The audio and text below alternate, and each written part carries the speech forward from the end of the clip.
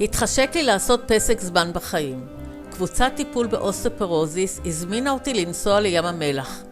אמרתי להם שאף אחד לא בורח ממני, גם לא הסידן. אבל חיפשתי ריגושים והסכמתי. כולם יד לקיר, נשאר. מה זה יפה לכם? אורי, יד לקיר, למתוח למעלה יותר, למעלה. לגעת בקיר. מה זה מתאים לכם? טיפה.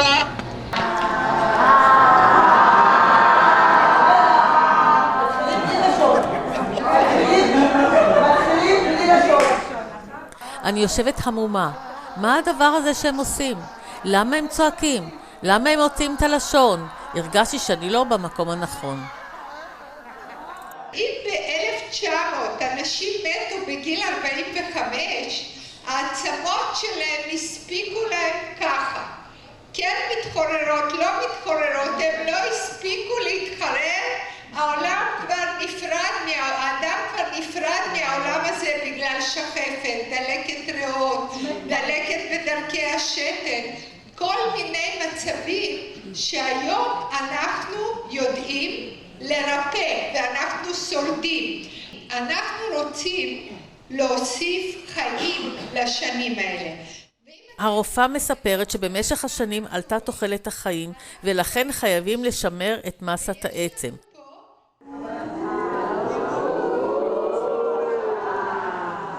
זו אולי הסיבה שעושים את ההתעמלות המוזרה הזו.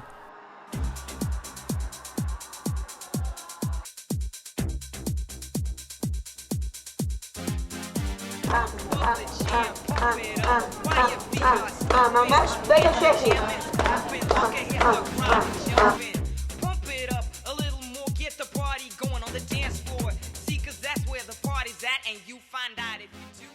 אם ההתעמלות הזאת משמרת את הסידן בגוף, אז בסדר.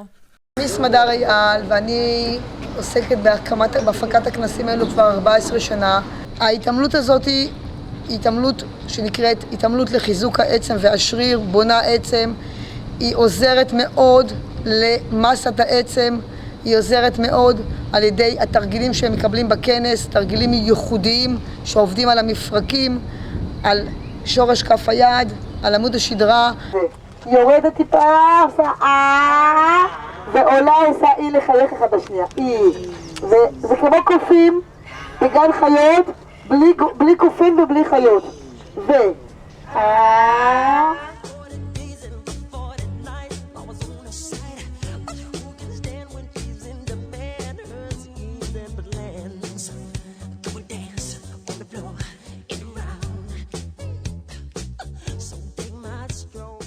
פרופסור אישלום עשתה לי סדר להבין מה זה בריחת סידן ומה זה צפיפות עצם ואיך להתמודד, ועשתה לנו סדר בתרופות, כל תרופה למה מיועדת, כמה זמן לוקחים אותה ואיך באמת ללמוד לטפל בעצמנו ואילו בדיקות לבקש ולמה לשים לב כשגם אנחנו בעצמנו רואים את הבדיקות. באופן כללי, ים המלח מביא מרפא למחלות נוספות ובכך מושך תיירות חו"ל רבה.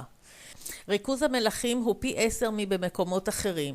האקלים המדברי יבש וחם, ובכך ים המלח מביא מזור לחולי הפסוריאזיס על ידי שהייה בשמש ומריחה בבוץ.